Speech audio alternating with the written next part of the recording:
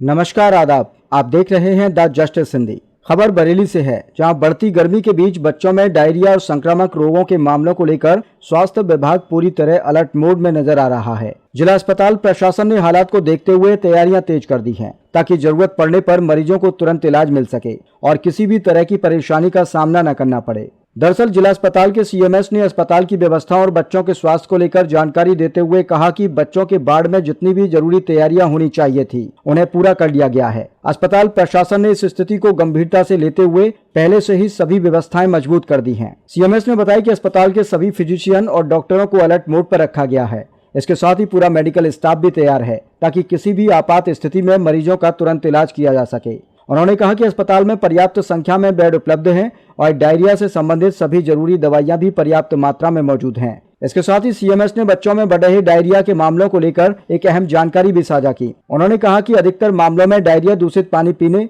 और खुले में रखे खाने पीने की चीजों के सेवन से हो रहा है, इसलिए अभिभावकों को इस समय ज्यादा सावधानी बरतने की जरूरत है। उन्होंने कहा कि माता पिता अपने बच्चों के खाने पीने का विशेष ध्यान रखें और कोशिश करें कि बच्चे बाहर की खुली चीजें खाने से बचें। साथ ही साफ और सुरक्षित पानी का इस्तेमाल करें, क्योंकि दूषित पानी बच्चों की सेहत पर सीधा असर डाल सकता है। सीएमएस ने छोटे बच्चों को लेकर भी महत्वपूर्ण सलाह दी। उन्होंने कहा कि जिन बच्चों को बोतल से दूध पिलाया जाता है, उनमें डायरिया होने की संभावना अधिक रहती है, इसलिए जब भी बच्चों को दूध पिलाया जाए तो बोतल का ऊपरी हिस्सा होता है, उसे ठीक से उबालकर फिर साफ करके ही इस्तेमाल किया जाए। इससे संक्रमण का खतरा कम हो सकता है और बच्चों को बीमार होने से बचाया जा सकता है। यानी साफ है कि बढ़ती गर्मी के बीच स्वास्थ्य विभाग पूरी तैयारी के साथ काम कर रहा है, लेकिन अस्पताल प्रशासन का मानना है कि बच्चों की सुरक्षा में अभिभावकों की भूमिका भी बेहद महत्वपूर्ण है। आइए सुनते हैं इस पूरे मामले पर क्या बोले जिला अस्पताल के सीएमएस।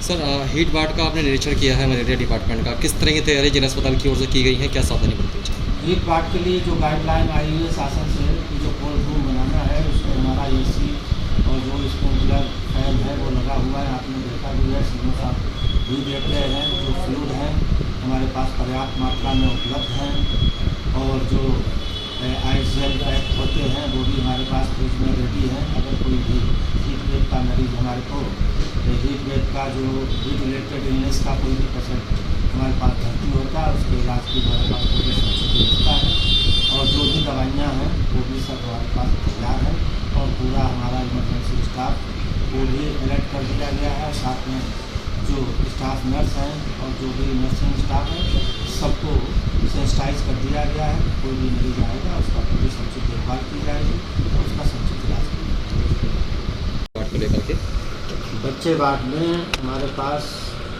जो भी व्यवस्थाएं होनी चाहिए वो सारी तैयार कर ली हैं। हमारे सारे जो पीडियाट्रिशियन हैं उनको सबको अलर्ट मोड पे कर दिया गया है। जो हमारा स्टाफ है उसके लिए जो फ्लूइड है दवाइयाँ हैं वो पर्याप्त मात्रा में हमारे पास उपलब्ध हैं।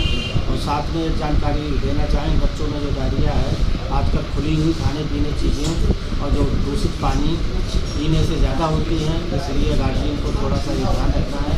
बाजार का खुला हुआ कोई भी पदार्थ या दूषित पानी ना पिएं। और जो छोटे बच्चे हैं जो बोतल से दूध पिलाते हैं उनमें डायरिया होने की संभावना ज़्यादा रहती है। तो जो बोतल है जितनी बार भी पिलाएँ तो उसका निपल उबाल के पिलाएँगे तो बच्चे में डायरिया होने की संभावना कम है।